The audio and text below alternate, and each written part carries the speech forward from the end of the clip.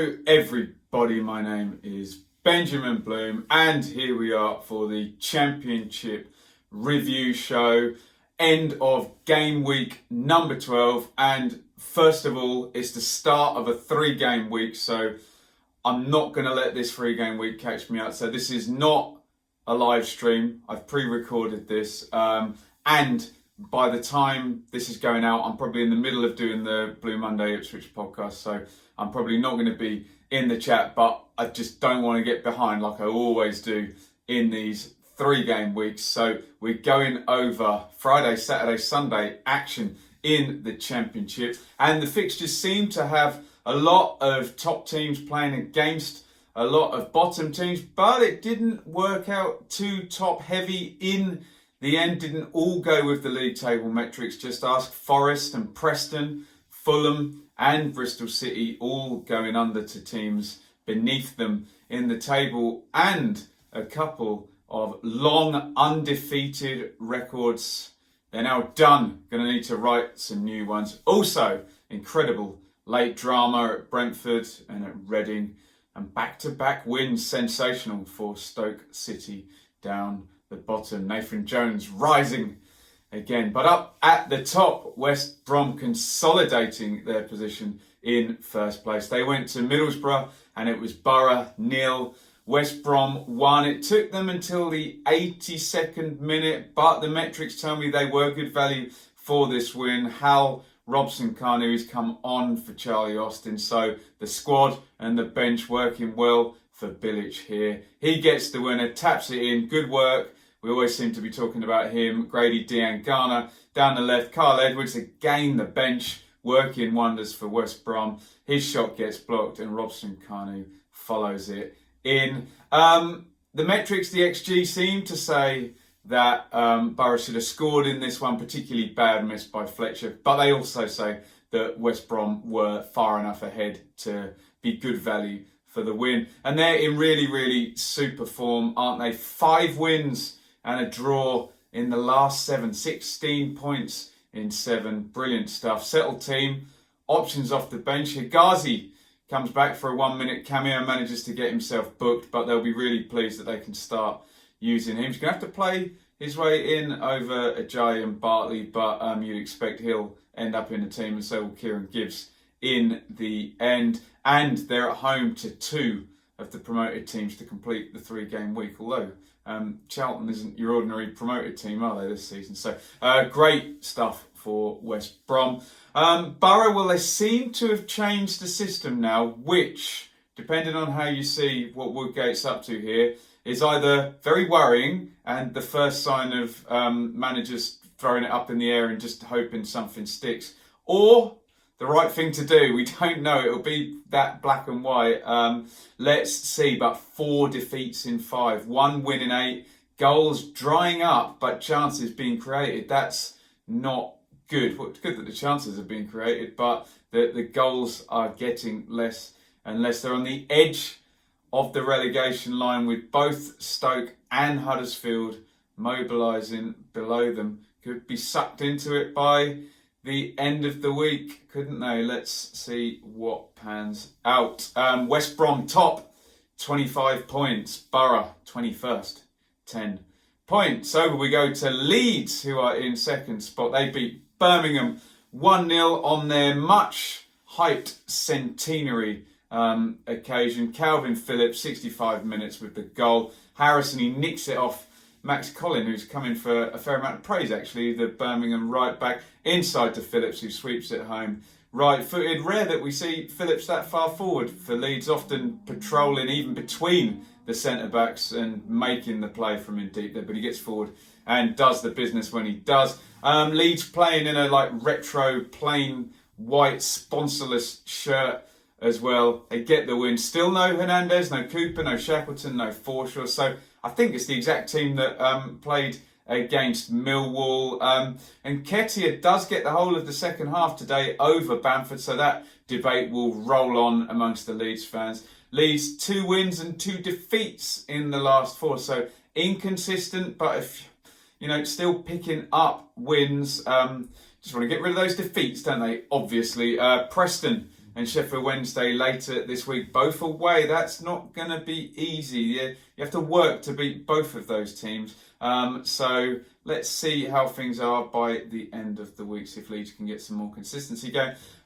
Birmingham, well, I looked through the team and it looks pretty settled and pretty close to what they would want. There is still McEachran and Montero, Magoma, Gardner, who will think they can play their way in. But we can't now lean on that win against Middlesbrough because that's now 4 defeats in 5. That doesn't paper over the cracks. That's a bad run. Home games against Blackburn and Luton later in this week. 3-4 points needed, methinks there. Leeds hold on to second with Forest losing. Spoiler alert, that's coming up. 23 points. Blues 12th, 16 points. Right in the middle there. They've won enough games, but they've lost more than a few of these bottom 8 or 9 teams as well. They've already lost 6, so very inconsistent. Barnsley 1, Swansea 1 next. Ayew, he's in great form, isn't he? He scores a game, 3rd goal in the last 3 of his games. Nice carry from him and switch to start the move. Gets up, supports. Selena's shot gets blocked. Ayew follows up. The header, that gets blocked off the line. But a good reaction by him, to be fair. He just gets anything on it with his left foot and it drifts over the goal line, forces it in. Looks, as I keep saying, looks really interested and at this level, in really, really good form. Ayew should be a bit of a wrecking ball in this division. But 3 minutes later, another guy who's been in good form in a bad Barnsley team, Alex Mowat, captain there, gets the goal. Nice feet in the box from Connor Chapman. He puts it across low. Mowat, touch, finish, technically good player, good goal. We've bigged him up for his passing the past few weeks. If Barnsley are going to survive this season, then he will be one of the key guys you would think. Good to see him on the score sheet. Some big chances missed alongside the goals at both ends in this one. Swansea, 1 win in 7 in all competitions, 6 points in the last 6 in the league compared to 16 points in the first 6. It always sounds like I'm having a pop at Swansea. I'm really, really not. I'm just trying to follow this pattern of this amazing start and what is now a difference of 10 points in the first 6 and the second 6. So I am saying those words of regression to the mean, but they're still up there in 3rd spot. So it's not happening yet. No one's coming up and overtaking them. But the trend in results does seem rather downward, and points on the board does seem rather downward, even if that hasn't translated into the league table just yet. So if they can get back on it, the other teams are letting them in here, aren't they? So superb early run. Honestly, I'm not critical of Swansea because I think Cooper's doing a very decent job, but it is trending results-wise downwards, isn't it? Barnsley, well, they need a manager, don't they? They need a win as well. 11 without a win, and they have now gone bottom of the table, given Stoke and Huddersfield realised that they were parachute teams with good players and that they might actually win some games this season. A couple of draws in recent home games. It's not enough, isn't it? You know, you need those 3 pointers. We saw it. I followed it closely last season watching Ipswich. Just a couple of wins over a 4-game period really does wonders down there, because you see big blocks of 5-6 games where no one down the bottom is picking up those wins. So you really, really need them. They're off to West Brom, the leaders in the week. Although last time we had top against bottom, that would have been Swansea against Stoke, and we know how that went. So Championship, ladies and gentlemen. And a much improved Huddersfield for Barnsley at the end of the week. Doesn't look appetising, mind you. Nothing does when you are at the bottom of the league. Swansea, 3rd, 22 points. Barnsley, 24th, 7 points. This one's just finished. Wigan 1, Forest 0. Another undefeated record goes. Low in the 35th minute. Massey down the right fires it across Low, sweeps it home. The good cross that draws the keeper out and leaves him with the empty goal. Forest, they edge the XG, but a lot of teams go under at Wigan, don't they? Lamucci starts with Mir and Amiobi and no Graben up top. Graben, Silva and Carvalho all on by the 72nd minute. Was he looking to rotate? Was Graben fully fit? Either way, no Graben, no goals. It didn't work, did it? Forest still, though, big picture, really, really good. First defeat since opening day, and they're well up there with that pack. I did predict that they wouldn't win this one, but they could have got out with a draw and then off back to the City ground. So disappointing for them, but big picture, they're in a very good spot. The home record that Wigan have is just too much now because it's just polar opposite of their away record. 13 points out of 18 at home, brilliant. Third straight victory at the DW. Still no goals for Kiefer Moore, but they will not care. If they would just average away from home, they would be way up probably in the top 6 somewhere. Just win the odd game, draw a couple of defeats. That'd do, but they just never win away from home. Absolutely brilliant home record though. Forest 4th, 22 points. Wigan 18th, 14 points. Already a 5-point gap there, but we don't see Huddersfield and Stoke staying quite where they are in terms of their points per game. So, a few teams there thinking that gap might close up as we go over the next few weeks. Hull are one of those teams, in fact. They lost 3-2 at home to QPR. Jared Bowen opens to score a ridiculous goal. The ball's kind of sailing forward and you think, right, there's no chance that this will end in a goal. He sprints in front, chests it, and before the defender can tackle him and the keeper's even set, he volleys it early, bounces into the corner. Just one of those, what the hell happened there if you're one of the centre halves. Bowen just bully at this level, isn't he? Brilliant player. Just before half-time, QPR equalised, set plays half cleared. And Ryan Manning, who was in my first quarter team of the season, curls one in with the outside of his foot there, the QPR left back. Good goal there. And then it becomes the Eze show towards the end of this game. He's going to win 2 penalties and score both of them. Brilliant run on the counter on 78 into the box and taken down. Really cocky penalty as well. He doesn't stop, and the keeper just leaves him sat on his backside and rolls it in the corner. Again, he's taking the piss for this other dribble. Stops, starts into the corner, into the box, down he goes. Another penalty. Long in goal. He doesn't fall for the dummy this time, so Eze just slams it into the corner there. What a natural that guy is. 3-1, nice reverse ball for Torral from McGuinness to fire in from the angle for a consolation. Too late, 96th minute, and it is 3-2. So QPR stick with the 4-2-3-1. They stick with the 3 young guys, Chair, Eze and Samuel off the front. I love that. It looks great, doesn't it? And despite those back-to-back defeats in the 3-game week, they've won all the other games. So you've got win-win, loss-loss, win-win, which gives you the 12 points over the 6 games. Great form, 2 points per game. Love it, right back at it. 7 wins as well is a league high, along with Leeds and West Brom. So they are doing the business, QPR. Remember, in the Championship, unless you're in the playoffs, you don't have to beat all the top teams. There's enough games and enough points going around that you can lose against those top teams, which QPR seem to have lost a few hard games. But if you take everybody else to the cleaners, you're going to be up there. So, looking good for QPR. Great stuff. Hull, back-to-back defeats. As I said, they're hovering above the bottom 3, and it's a bottom 3 of Huddersfield and Stoke in both improving. So, maybe worrying times. Back-to-back defeats, as I said. And high-flying Forest away from home next. Tricky, without key defender Jordi De Vries as well. Rangers 5th, 22 points. Hull 19th. Wigan have gone above them, haven't they? With 13 points. Reading 1, Preston 0. We did a Preston special on the channel with brilliant YouTuber Ben HD. So if you're a Preston fan watching this, go and watch that. Ben's an expert on Preston.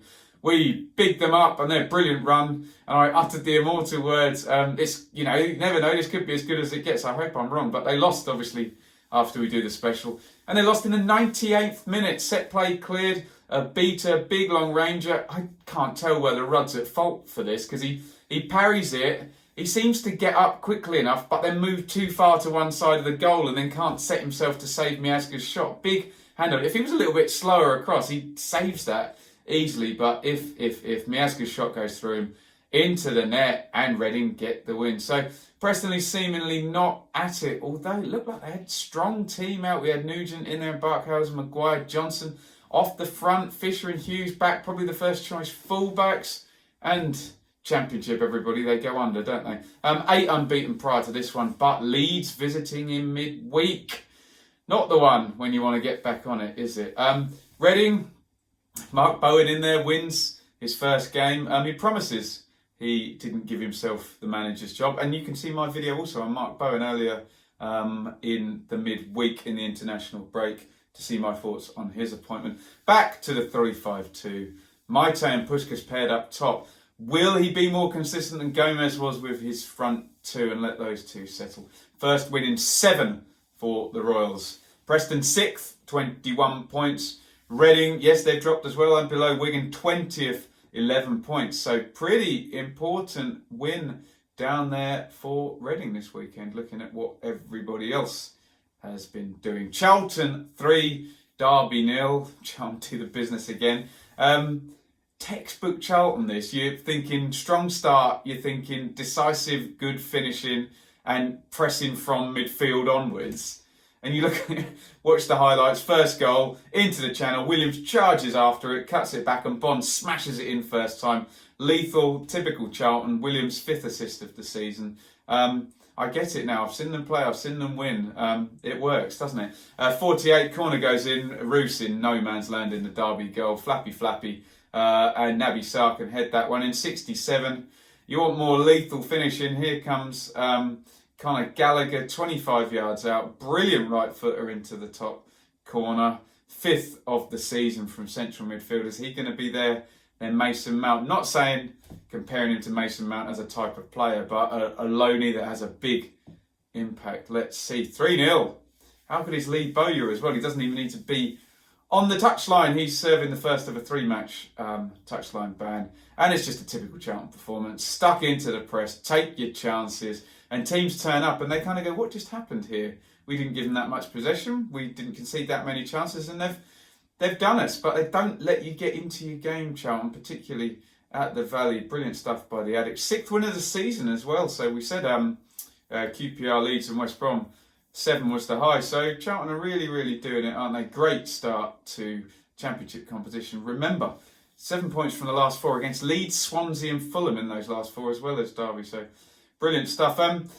Bit of a come down for Derby because they looked like they'd settled and had a really good 3-game week. Should have had 9 points really from the 3-game week. Only a late equaliser from Barnsley denies that. Looked like they dealt with the off-pitch stuff, which is a horrible distraction. Koku reshaping on the pitch. Bogle returning. Shinnie integrated into the midfield and playing well in his first game. And they've gone under 3-0, but that's probably going to happen to a few more teams at Charlton this season. Charlton 7th, 21 points.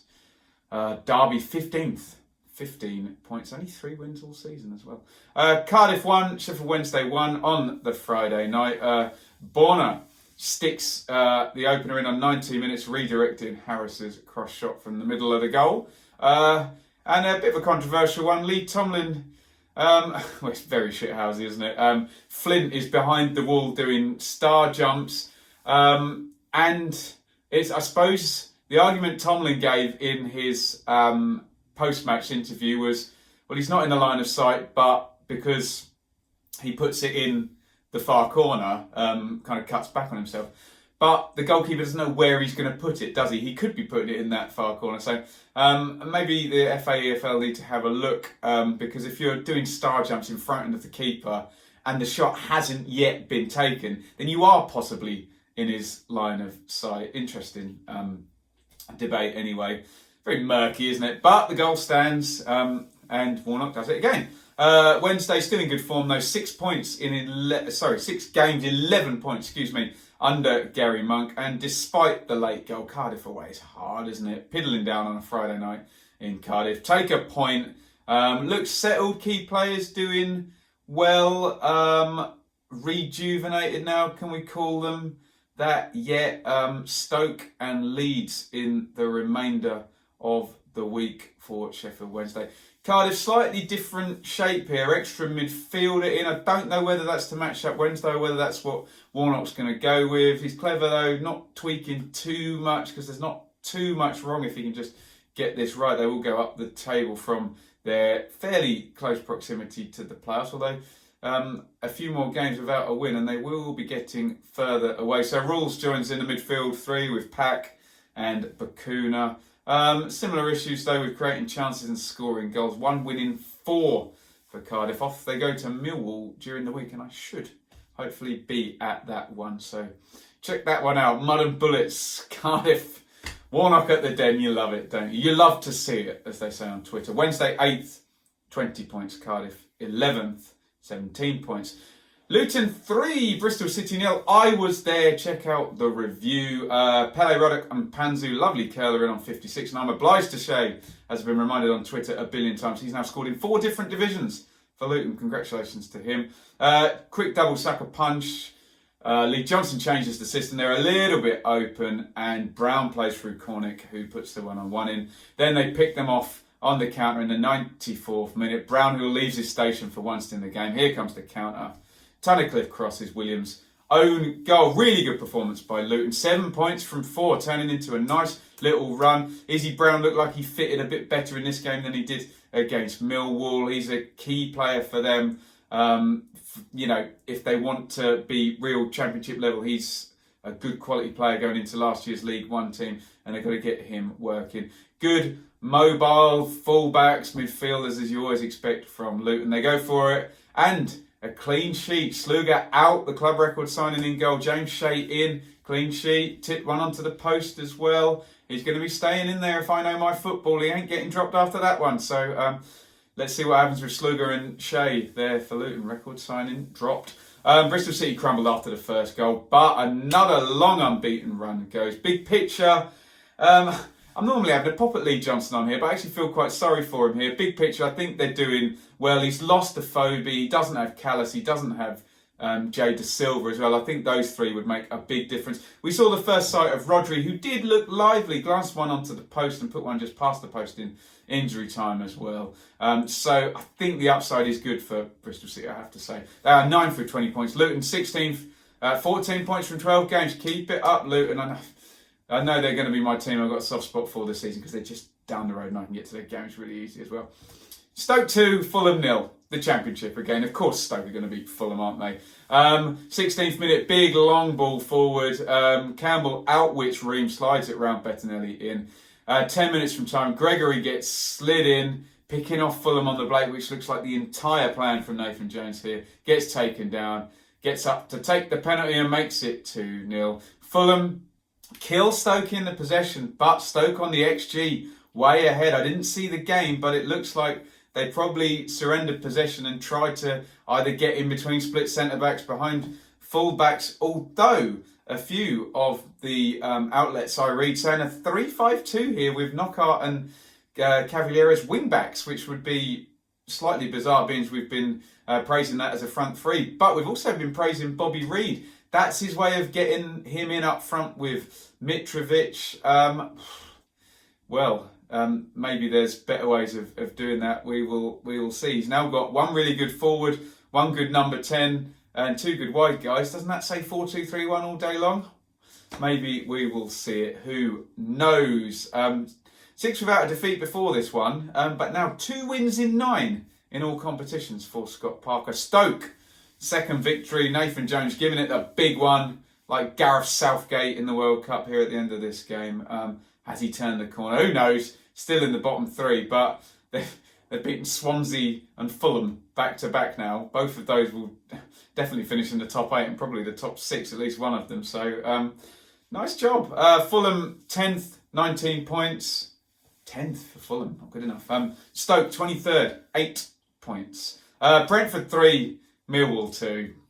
Crazy. 23rd minute, Watkins misses a penalty. Good save, Białkowski down to his right. Just before half-time, Bradshaw gives Millwall the lead. Mollenby's shot is spilled by Raya. Bradshaw smuggles it in, 3-3, like Andre Ayew. Exactly the same for Tom Bradshaw here. God, they missed him last season. Spent the money and then he busted his knee ligaments, I think, wasn't it? And didn't play.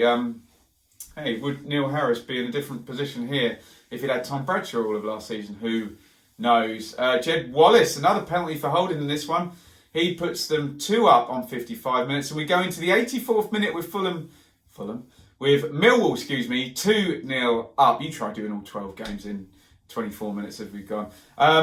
So they're 2-0 up with 6 minutes to go and they're going to lose. Unbelievable. Benrahma touches it to De Silva. He fires that one home low. And Buemo, this one looks a little bit lucky again from a Benrahma pass. So double assist for Benrahma. I think it takes a nick and sails over Bart into the top corner. And 93rd minutes, crowded box here. And Buemo does brilliantly though. Goes across to him, doesn't panic, stays cold, touch, gentle volley across rather than slashing it. And Watkins puts it in. Big up and Buemo for that assist. We see so many players in those late ones. They just slash at it. I'm near the goal, shoot. But he's cool as ice there. And Watkins gets his 8th of the season. Could have had 9 with him as penalty, couldn't he? Brentford, so Thomas Frank tries it with Corellis the Greek up top and Watkins back out wide. But he's off after half time. So, and Buemo back in. And that seems to get the goal. So maybe that is the front three. Who knows? But he seems to want to try Corellis up front. And Benrahma finally gets a couple of assists. I said in the preview, does Brentford starting to score and Benrahma starting to play well happen at exactly the same time and not be any kind of coincidence? Maybe that is what is going to happen. 2-0 down at home and winning 3-2 isn't very viable though. But XG says it was deserved. As always, Brentford killing it on the XG. And your second win in 6th. Come on, Brentford. Are you going to prove us all right and go on a run now just outside the top half? But Millwall, well, they'll consider that 3 points drop, won't they? Even, XGs aside and whatnot, if you're 2-0 up after 84 minutes, you should win, shouldn't you? Do we say Adam Barrett inexperienced in the technical area? I remember him taking him 10 minutes to make a substitution against Leeds, women and are in. Am I being harsh? A more decisive mind down there, more experienced mind could have helped them see that out. Who knows? Were they unlucky? Was it a fair result? Who knows? First defeat in 4 though. Do they need more certain direction from the sidelines? I think Barrett's in line for the interview, so we will see how they move forward. Brentford, 13, 15 points. Millwall, 17th, 14 points. Last one, guys. Here we go. Blackburn 2, Huddersfield 2. Early one on the Saturday on the telly box on Sky. Diakabi goes down for the pen on 13. Carlin Grant puts it in. 7 for the season for him. 20th minute giveaway at the back, fed to Dak. Lovely disguise on the ball by Dak. Feigns to shoot, cuts it back for Holtby, who knew all along what he was going to do and slams it into the goal. 33, Dak, newly engaged to the girl off Love Island, my missus informs me. He takes it off Holtby, curls that one low into the corner. 6th of the season for Dak. He's back at it. Let's see if he comes down with the Christmas decorations though this season like he did last season. Come on, Bradley, give us a whole season.